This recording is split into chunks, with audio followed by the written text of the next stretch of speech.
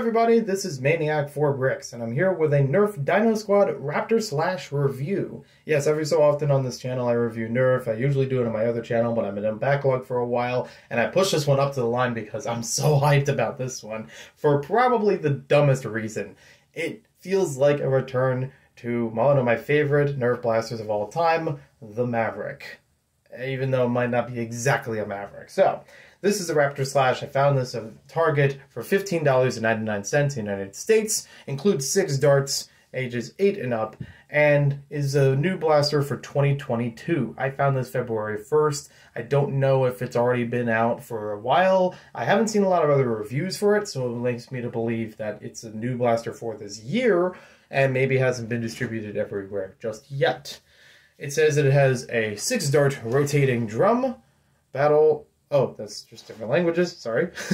Very simple design. You can see how it has a raptor shape across it, which, you know, Dino Squad is meant to be like blasters that have a dino aesthetic to them. Because if it's one thing that NERF does well, it's their cosmetics. They really have a good way of drawing you in by the design of the blaster, even if the mechanics can go in all different directions. Priming slide, 6-dart rotating drum, slam fire. They put it on the box! Wow! Because they don't always do that. You just kind of find out by accident. They also mentioned ones from last year, like the Stego Smash and the Rex Rampage. I have neither of them. I've been curious about the Stego Smash for a while, and I only own the Triceratops one, but I got that one used, so I don't have it, you know, brand new performance-wise to doing his own video. But if you want to see more about that, be sure to subscribe and let me know in the comments below for more NERF reviews. Or check out my other channel, Maniac 4 Bricks More, where I have a lot of NERF stuff already posted. Or the playlist down in the description that shows across both of them. Alright, let's get this bad boy open. This is probably not going to be as hyped as I want it to be, because I imagine that this is not a revival of the Maverick. They've done revolvers, 6-round revolvers for a while. They even have ones for Elite 2.0 now that are the Commander and the Eagle Point, I think it's called, that came out this year. So this one is probably going to resemble more of the Commander, one of the more recent versions of that. No bag for the darts. They just fall right out of the box like that. So careful if a box got damaged in the store. If it didn't already, like, rip out the side or something. Then we got some twine. A clip there. To free it. No instructions. Oh, wait. There are the instructions. It's on the bottom of the box. No actual paper instructions, I should say. They've been pulling back on that for a while. Slam fire, hold trigger down, and move slide back and forth. So, 1, fit the darts. 2, pull that back. 3, press the dinghy. There's also another little box in here, but I think that's pretty much to hold the thing in place, because it feels pretty empty. Nothing else underneath. Alright, away with the box. This feels good. I have, if you're comparing to gloves, I'm like a size large, but I wouldn't say that I have like the largest hands ever. This is oh, so good. I like that it has a wrap around it, kind of like the Zombie Strike blasters do, but without actually adding too much detail. It's still very smooth, very good feel on it. I also like that the grip guard is kind of its own like giant raptor tooth, like maybe a claw or something. Kind of like what like Alan Grant holds in the beginning of Jurassic Park, you know, at the excavation. That kind of tooth. This looks so cool! I like the colors that go with it. The red, white, and blue meshes very well across the whole thing. Raptor-Slash actually embedded in there, and having all the safety precautions on the other side. Now, here's something that the NERF enthusiasts are going to know about. We got screw points! This is a really, like, this actually feels like a good solid plastic build. So, this can be opened. I will probably have to try it in a separate video to see how well it can be opened, if anything will break along the way, but as we know, between Alpha Strike, Elite 2.0, and even the Stego Smash that we mentioned earlier, you know, sometimes it's not easy opening them up without breaking some of the plastic, but this one feels so good. It's got a nice narrow profile as well. I love how the fins come across the top of it. I'm going to call them fins for right now because I'm not a paleontologist. Just have a nice slick look there. And there we go. Now the slam fire receives it very well. Now let's try it with some darts. Now, unfortunately, this is not going to be the Maverick revamp that I want it to be, because if it was a Maverick, it would have a pull-out rotating drum. That's like the one defining feature, but even that has been shared with things like the Spectre and maybe a couple other blasters around that early N-Strike era. This is more resembling a Commander, a Strong Arm, any of those kinds of blasters where it's built in.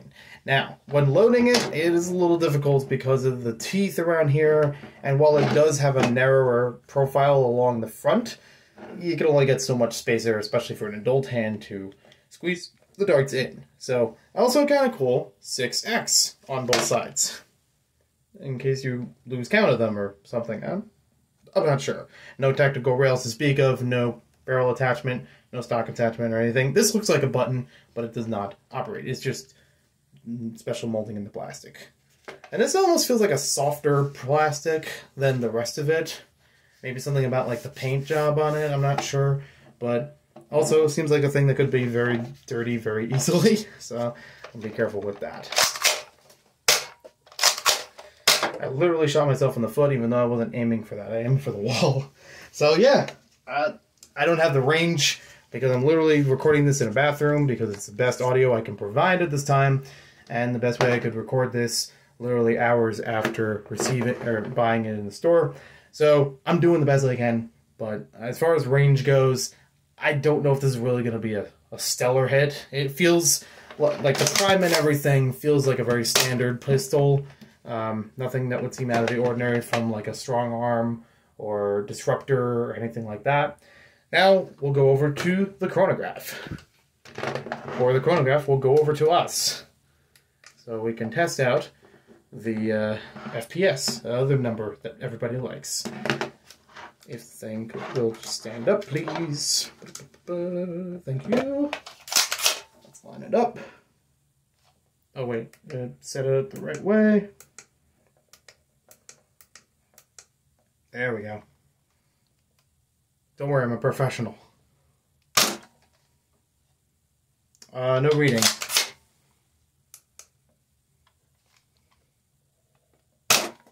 There we go, 63.6, 51.1, 51.4, 48.5, 35.7. Uh-oh. Okay, so we got everything set up for 5 different types of darts, including elites, it came with the blaster, to test out.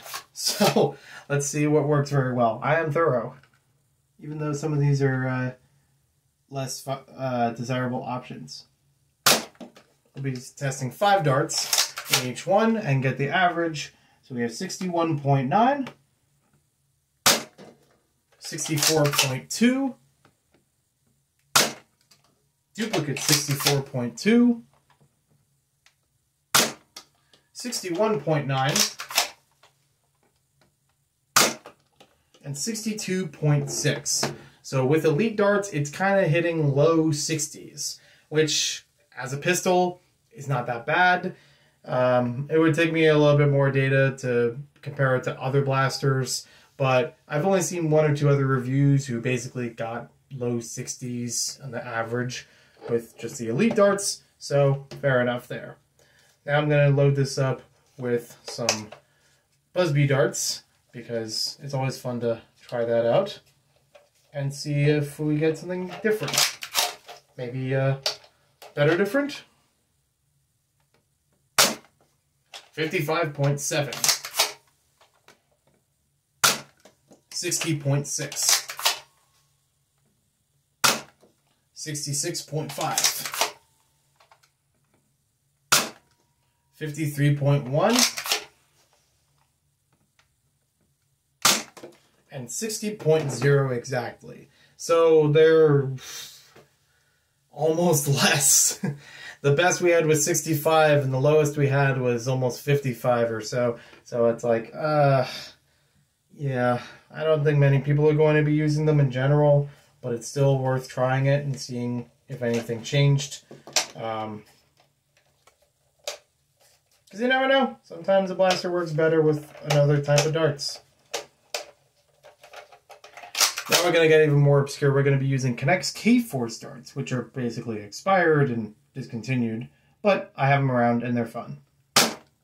63.6, 61.0, duplicate 61.0, 61.3, and 56.0. Up to that last shot, I was going to say that at least they're consistent. They were almost exactly 61. But that last one and one of the early ones seem to be drawing away from it, and it's okay. At least it's somewhere like middle ground. It's not awful, but it's not terribly, improved. So now we're going to try with X-Shot darts. 65.9, 62.3, 63.3, 62.6, and 63.6. So we're still hitting like mid-60s, a little bit in the low 60s, which is just okay. Again, this is a pistol, so I guess we can't really expect too much out of it, but also think about the darts themselves. So let's see if our good buddies Adventure Force will pack a bigger punch. 63.6, 65.2, 62.3, 64.6, and the duplicate 64.6. So they're on the better end. It's almost about as much as Elite, honestly, which is kind of weird. Usually they're the go-to darts in this case, and I don't know. It's fine as far as a pistol goes, in that mid-60s range. You probably can upgrade this thing under the hood, and maybe we could do that sometime later, or check out some other videos that will do that to actually improve the spring and perhaps hit even better than that. But so far, I really do like this one.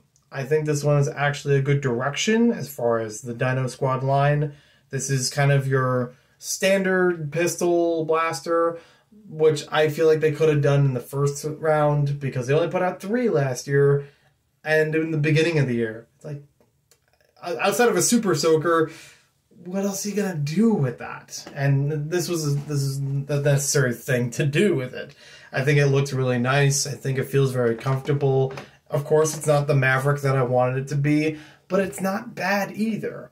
I've heard that the Commander is actually pretty comparable as far as FPS and things, so maybe it's sharing some of that DNA, but DNA, dinosaurs. I know, I didn't even mean to do that.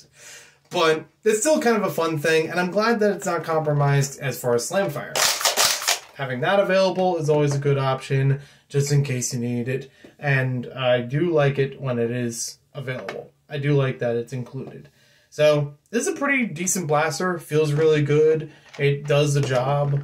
It's probably not too much improved from your other Disruptor or any other revolver pistol, but it looks really nice. And it feels really nice too. So, for 15 bucks, I think it's alright. I don't know if I could really say it's much better than other revolver options, because there's not a lot of other ones out there. There is the Elite 2.0 Eagle Point at 20, but that's a bolt action, and designed to be more like a sniper, but still fundamentally works like this. There's the Commander, which is about $12 to $15. Which again, I don't own it, so it's kind of hard for me to judge it that way. But if you have experience with any of those blasters or even older ones, like maybe even back to the Spectre, let me know in the comments down below and how that compares in your opinion. If you'll be picking this one up as well. So thank you for watching this video. Hope you guys enjoyed it. If there are anything I need to improve on here or you'd like to see in another video, let me know in the comments down below as well. It was also fun sharing about those different types of ammo with you, which I will be doing in other videos as well. So be sure to like and comment and subscribe, and hope to hear from you sometime later. Also, I may or may not have shouted out Brett and both of us wanting the Maverick to come back in the Icons line, and this is probably as close as we're going to get, but we're not getting the pop-out cylinder like the Maverick has. My bad. I thought it might do that, but it's still a nice option. And he does already like his Dino Blasters. I will be reviewing some other ones from the X-Shot line and perhaps from NERF sometime in the future. So, again, thanks and take care.